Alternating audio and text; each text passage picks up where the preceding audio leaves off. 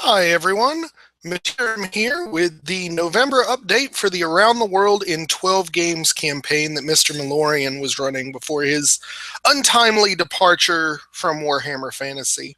I will be picking up the campaign from this point forward with his blessing, and just to validate that blessing, I wanted to go ahead and show you guys something that he sent along with the information from this campaign. Because it was just so Malorian, I figured I would share it. He wished me good luck and sent. Where are you? Here we go. Sorry, this is the first time I've done this screen share bit, so I'm still getting a little used to it. So, this is Mr. Malorian and his good luck picture, which frankly terrified me. So, it is how I would like to remember him: crazy, drunken, although I preferably would like to remember him not half naked. But he was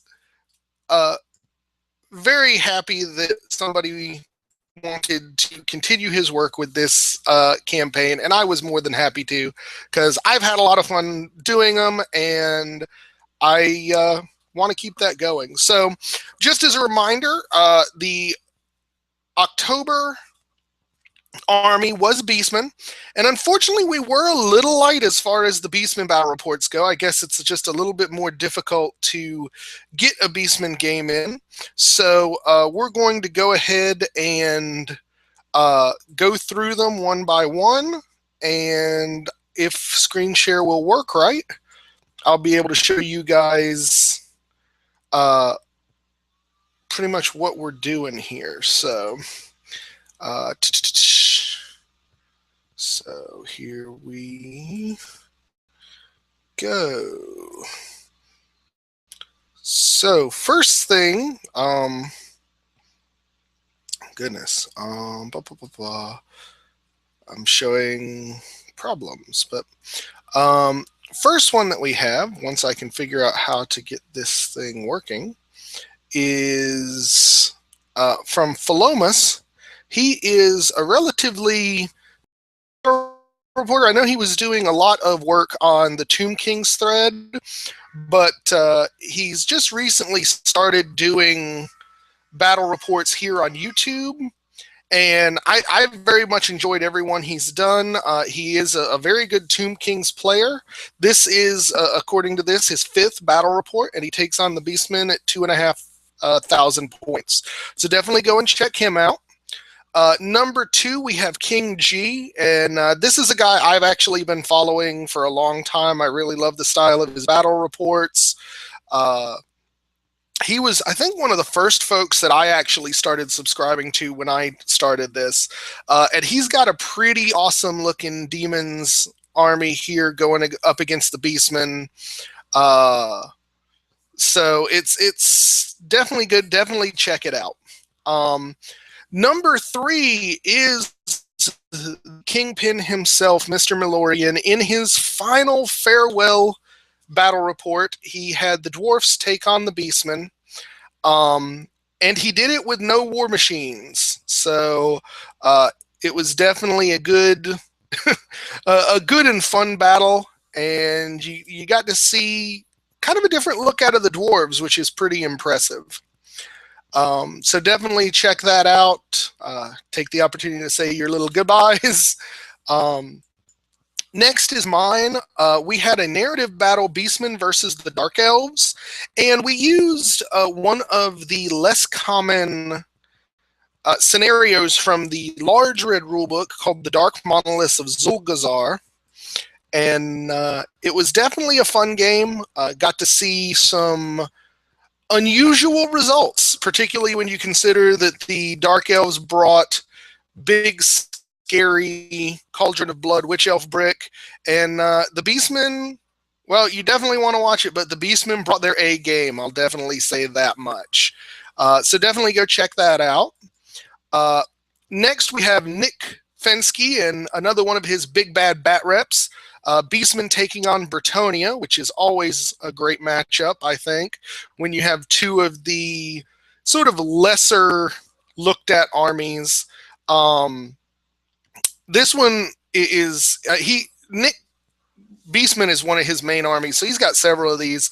I picked this one because there is definitely some lessons to be learned from the way his opponent tried flanking maneuvers. Definitely something you want to take a look at and see just sort of how that works out and maybe learn some lessons from it. So definitely check him out. Next, we have a new one. I actually had not seen this gentleman, Rasmus7814. I hadn't seen this until I was going through the notes that Malorian left to set this up. So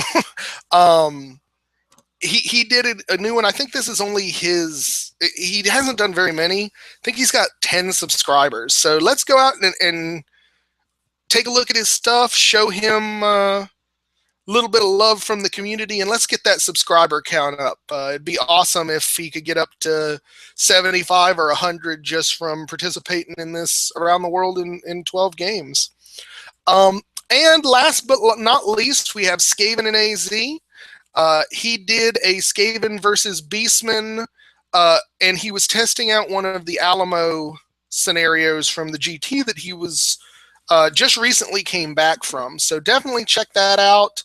You don't see a whole lot of good Skaven content, and really he is the premier name in Skaven. If you like seeing Skaven, I don't know anybody else who has put the time, energy, and attention into it as he has. So definitely check that out.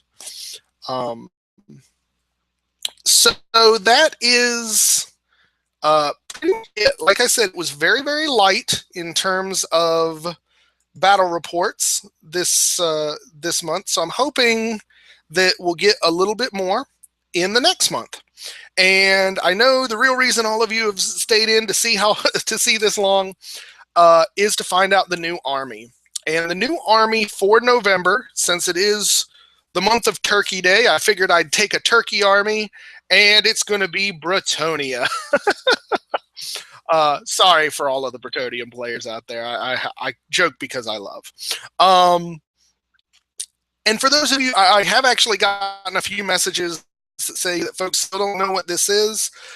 Basically, the whole idea of this is to do a battle report, either playing with or against the army of the month. The whole idea is to get more battle reports out there and get more people being seen. And at the end of the month, I'll go through just like I did here and show off folks' battle reports, folks' work, and get more views, more subscribers, and hopefully help to build the hobby a little bit more.